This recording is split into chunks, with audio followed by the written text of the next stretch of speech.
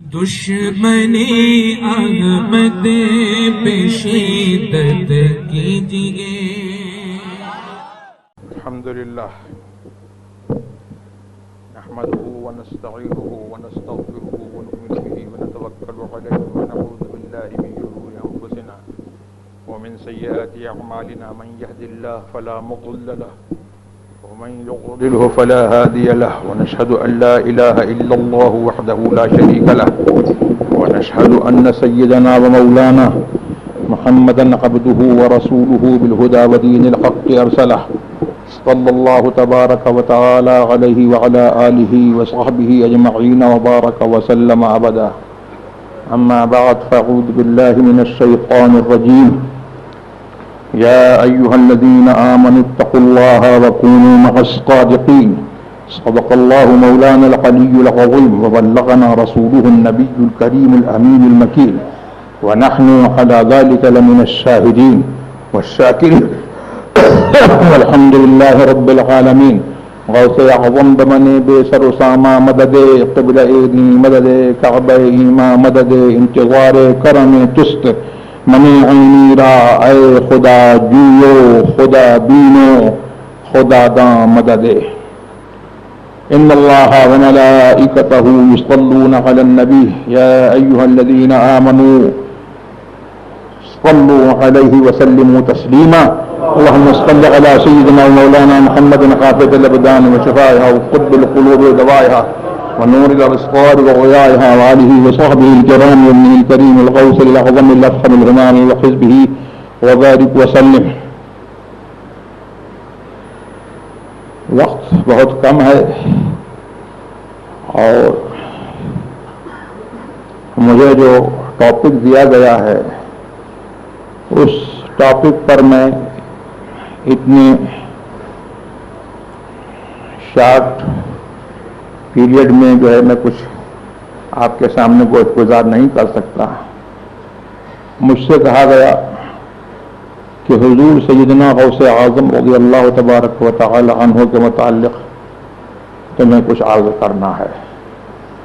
میری کیا مجال ہے کہ میں سیدنا غوث اعظم رضی اللہ تبارک و تعالی عنہ کے متعلق آپ کو کچھ بتا سکوں. سیدنا غوث اعظم رضی اللہ تبارک و تعالی عنہ کا یہ مہینہ ہے اور ان کے ذکر جمیل کی محفلیں جو ہیں وہ جگہ جگہ جو ہے وہ منعقد ہوتی رہی ہیں اور ہو رہی ہیں اور انشاءاللہ قیامت تک ان کا ذکر جو ہے وہ ہوتا رہے گا. اور ہم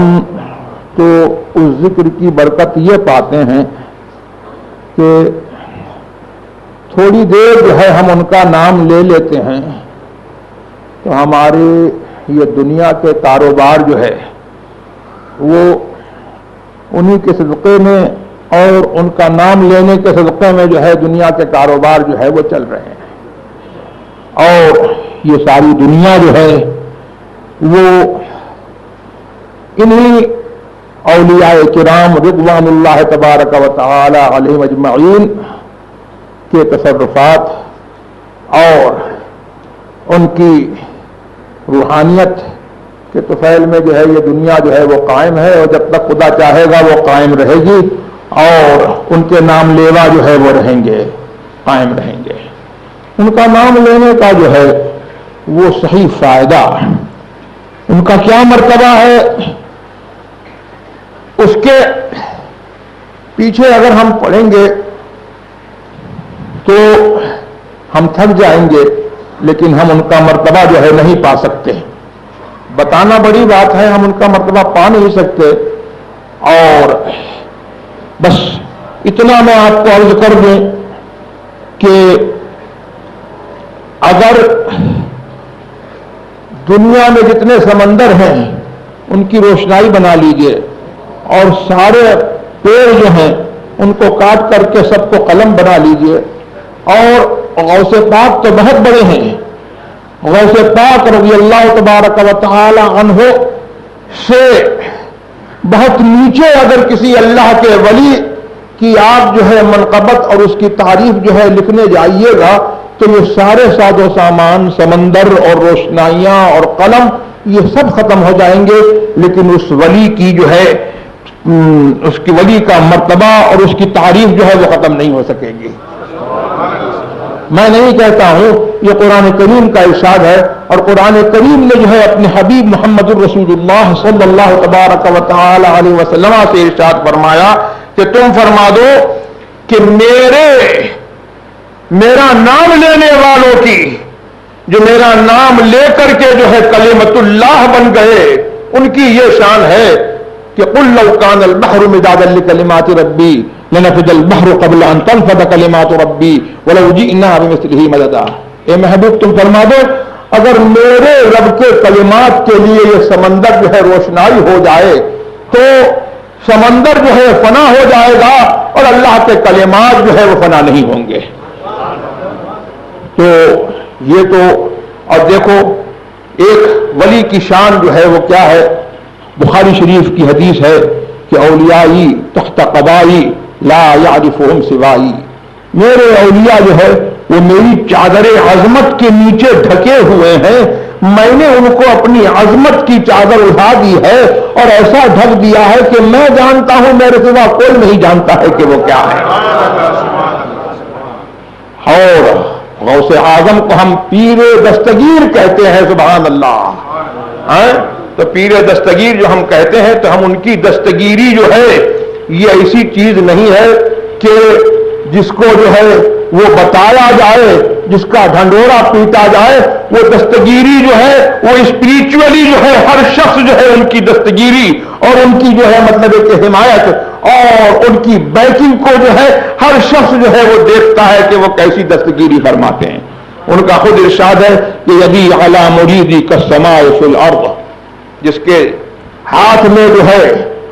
جس کا ہاتھ غوث اعظم کے ہاتھ میں پہنچ گیا، چاہے وہ ڈائریکٹ یا انڈائریکٹ لوگوں کے ذریعے سے یا خود جو ہے غوث اعظم نے جو ہے اس کا ہاتھ لے لیا، اللہ اکبر، تو اس کے لیے بشارت یہ ہے، فرماتے ہیں کہ میرا ہاتھ اس مرید کے اوپر ایسا ہے جیسے کہ آسمان زمین کے اوپر جو ہے چھایا ہوا ہے، ایسا میرا ہاتھ جو ہے وہ مرید کے اوپر چھایا ہوا ہے۔ اب مرید جو ہے وہ زمین پر رہے تو غوث اعظم کا ہاتھ اس کے اوپر ہے، قبر میں چلا جائے تو غوث اعظم کا ہاتھ اس کے اوپر ہے، اور قبر سے جب اٹھے گا تو غوث اعظم کے سائے کے تلے اٹھے گا، اور جنت میں جائے گا تو غوث اعظم کے سائے کے تلے رہے گا۔ تو یہ ہے ہم جو ہے تو ان کے یاد کو جو ہے منانے کا اصل فائدہ یہ ہے کہ انہوں نے جس دین کو ہم تک اور آپ تک پہنچایا، اور جس دین کا آئیڈینٹیفیکیشن جو ہے آج مسلک اعلی حضرت کے نام سے ہوتا ہے۔ یہ مسلک اعلی حضرت جو ہے حقیقت میں یہ مسلک غوث اعظم ہے، اور مسلک غوث اعظم جو ہے وہ ان کا مسلک نہیں ہے، وہ محمد الرسول اللہ کا مسلک ہے، اور محمد الرسول اللہ کا مسلک جو ہے وہ اللہ کا دین ہے۔ تو اس دین کو ہم ریوائو کریں اور اس دین پر جو ہے ہم چلیں اور ہم اس دین کو فالو کریں، اور اس دین پر جو ہے ہم فرملی جو ہے وہ قائم رہے، اور دوسروں کو جو ہے چلنے کی توفیق جو ہے ہماری وجہ سے ہو، اور ہمارے جو ہے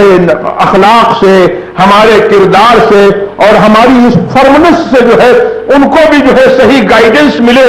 اور رائٹ پاتھ کی طرف اور غوث اعظم کے مسلک کی طرف، تو یہ ان کی یاد منانے کا جو ہے وہ صحیح فائدہ ہے۔ اور یہی قرآن کریم کا پیغام ہے کہ یا ایھا الذین آمنوا اتقوا اللہ، اے ایمان والو اللہ سے ڈرتے رہو۔ اب اللہ سے ڈرتے رہو، اس میں سب بات آ گئی۔ اللہ سے ڈرنا جو ہے وہ کیسے؟ جیسے سانپ سے ڈرتے ہو، بچھو سے ڈرتے ہو، ہاتھی سے ڈرتے ہو، شیر سے ڈرتے ہو، اور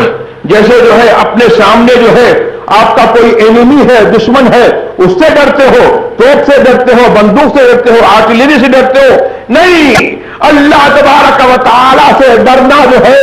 ان چیزوں کو جو ہے اس کے ڈر سے جو ہے کوئی نسبت نہیں ہے۔ تو جب تک رہے گی آدمی ڈرتا رہے گا، تو پھٹ جائے گی آدمی کا ڈر ختم ہو جائے گا، شیر جب تک رہے گا آدمی ڈرتا رہے گا، اور شیر جب جو ہے ہٹ جائے گا تو آدمی جو ہے ڈرے گا نہیں۔ لیکن اللہ کا ڈر جس کو نصیب ہو جاتا ہے تو وہ اللہ سے جو ہے لوگوں کے سامنے بھی ڈرتا ہے، جب خلوت میں ہوتا ہے جب بھی ڈرتا ہے، اور جب وہ اللہ سے ڈرتا ہے تو نہ شیر سے ڈرتا ہے نہ چیتے سے ڈرتا ہے، دنیا کی کسی چیز سے نہیں ڈرتا ہے، وہ صرف اللہ سے ڈرتا ہے، اور جو اللہ سے ڈرتا ہے ہر چیز اس سے ڈرا کرتی ہے۔ اسی لیے تو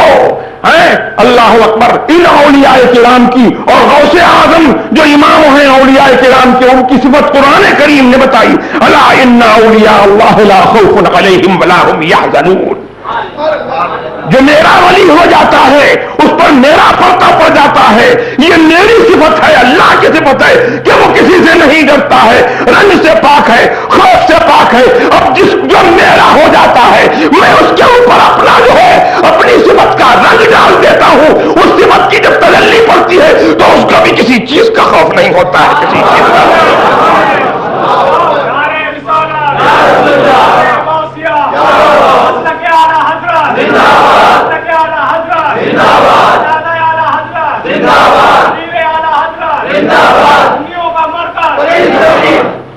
تو ہم کو جو ہے قرآن کریم نے بتایا کہ اللہ سے ڈرو اور تقوی اختیار کرو، اللہ سے ڈرتے رہو، یعنی اللہ کے قانون کے تحت، اللہ کے رول کے تحت جو ہے اپنی زندگی جو ہے وہ گزارو۔ اور پھر یہ کہنے کی کیا ضرورت تھی کہ سچوں کے ساتھ میں رہو،